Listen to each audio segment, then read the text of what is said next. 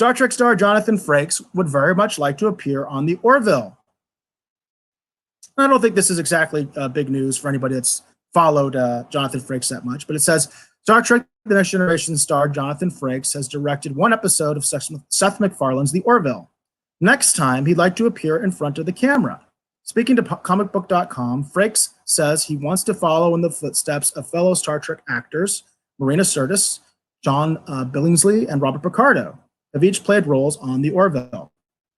Quote, I keep waiting for a phone call. I am available. I've got a beard, Frakes says. Going on to say he'd be willing to play pretty much any character that have him on to play. Quote, I would just like to be just like I hoped and dreamed of being on the Big Bang Theory.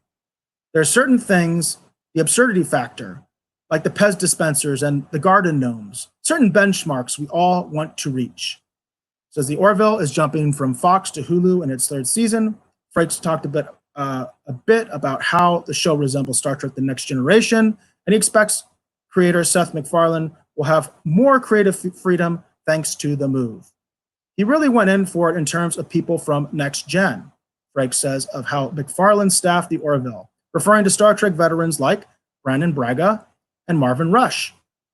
And I think, if I'm not mistaken, the audience was surprised that Orville was as serious as it was. I mean, it's wonderfully funny, but it's no Family Guy, certainly.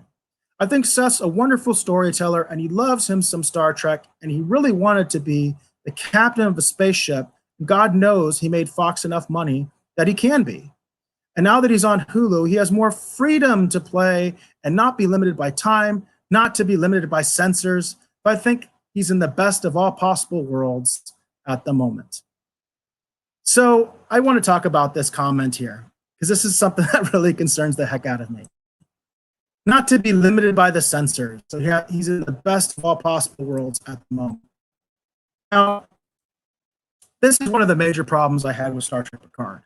Star Trek Picard has a ton of vulgarity in it in terms of profanity that's completely unnecessary and is just in there for complete and total shock value.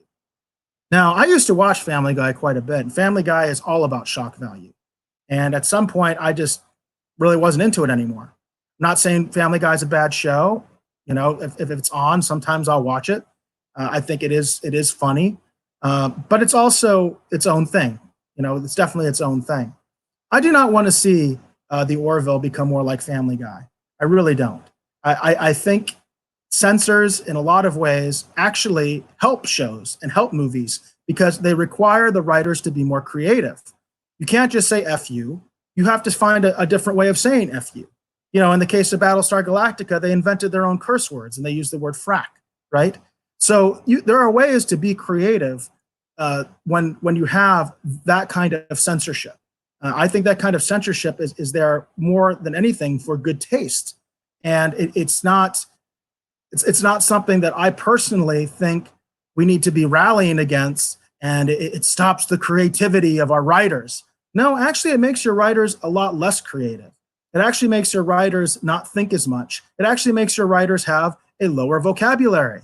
That's what I was always taught, was that cursing is a sign of a low vocabulary because you cannot express yourself in any way other than to use an expletive. So this kind of concerns me. This is something that I talked about before when we were talking about the rumors about what was going to happen with the next season of the Orville. And it seems that Frakes is all on board for this. Frakes has made some other comments that have just mystified me. You know, I don't want to make this personal. I know that there's some people that are very angry with Jonathan Frakes for some recent remarks that he made regarding the people. Basically, he said that people that hated Picard were still going to watch it just to hate it. And I know a lot of fans got really upset about that, and I think justifiably so. I think Star Trek Picard is a terrible show. That's just my personal opinion. I think it's god awful, and I think one of the reasons it's god awful is because of all the profanity, and that we don't need that. And I don't want more profanity in the Orville. I don't want less Star Trek in the Orville. By the way, Frakes mentions in this article that, yeah, we had Next Gen alum that work on the Orville, which is great. Are there any Next Gen alum working on the on Picard or Discovery besides the actors? I don't think so. I don't think so, as far as the production staff or the writers or anybody else. So I don't know. I don't know. I know that there's some people really trying to defend Frakes right now, and I've met him, and I think he's a nice guy. But that doesn't mean I'm just going to let him say whatever he wants and ruin every show that I enjoy just because of some silly Hollywood agenda. So that's kind of my hot take on that. But I will say that I have no problem with him being on the Orville. He's already been a director, and so obviously he has that cred. And I think the episode he directed, if I recall right, was actually a pretty good episode. But it's like, yeah, I don't think we need more profanity, and that the lack of censors is going to make them suddenly have this huge breadth of creativity on the Orville that's been lacking for the last 2 seasons. Because that's what I feel like he's kind of implying. That's sort of a backhanded compliment to say, like, oh, well, now they're going to be free to do what they really want, you know? So, yeah. All right, I'll stop beating that dead horse.